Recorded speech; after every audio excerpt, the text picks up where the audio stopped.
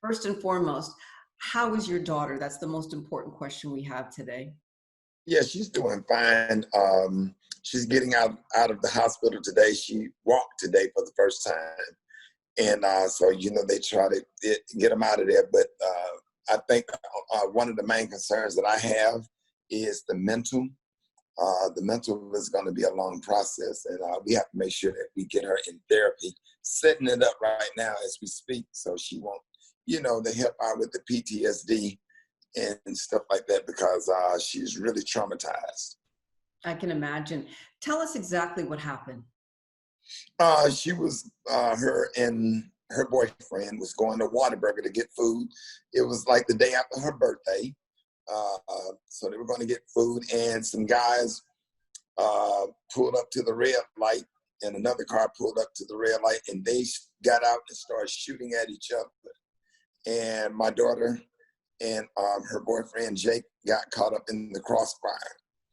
And so when they got caught up in the crossfire, the bullet went through the car, hit her in the leg. She was hit with hollow point bullets that's made to go through metal like it's paper. And so she said she looked down and blood was gushing from her leg. Jake drove her to the hospital, which was only 5 minutes away. And she lost a lot of blood. They had to give her 2 or 3 pints of blood. And she thought that she was going to bleed out. But she made it, and they were able to, get her stabilized, and so she's doing fine now. We're so glad to hear that. What are your thoughts on this type of violence? I know you've spoken out about violence within the community. Tell us how you feel about this. Yeah, it's terrible because here we are in the middle of a pandemic. We are also in the middle of a modern day civil rights movement, which Black Lives Matter, because Black lives do matter, and I support the movement of Black Lives Matter, and I refuse to cross it over with Black owned as 2 separate entities, and I'm not going to, use this opportunity to,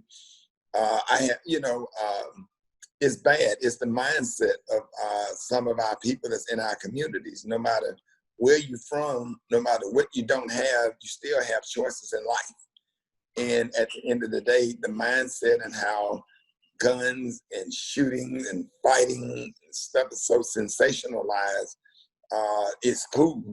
It's just a bad mindset. And that's one of the reasons why we have what we have, So when people think that shooting and fighting and making videos and that's the way to solve problems, that says something for the mindset.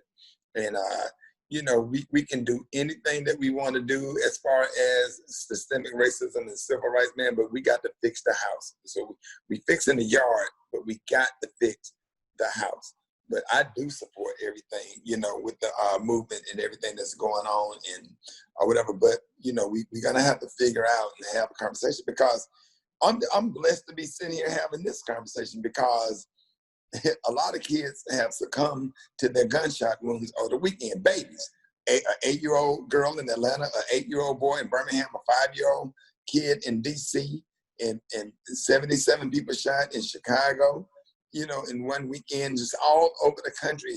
The gun violence, and even when I was waiting for the opportunity to see my daughter at the hospital downstairs, because they were transferring her to another hospital, every 10 minutes, an ambulance coming into the hospital ramp with somebody either being shot or something violent. And it was just terrible. I'm like, this is a Monday night. The police officer was like, yeah, this a slow night. And they were coming in every 5 or 10 minutes.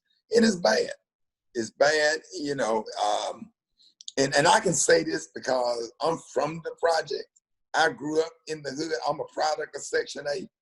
And just like, Reverend Jesse Jackson said at the 1988 Democratic National Convention, I'll never forget it. He said, just because you live in the projects doesn't mean that the projects have to live in you. And we have choices. I don't care if your mama died. I don't care if your dad died. Somebody, somewhere along the line have told you right from wrong.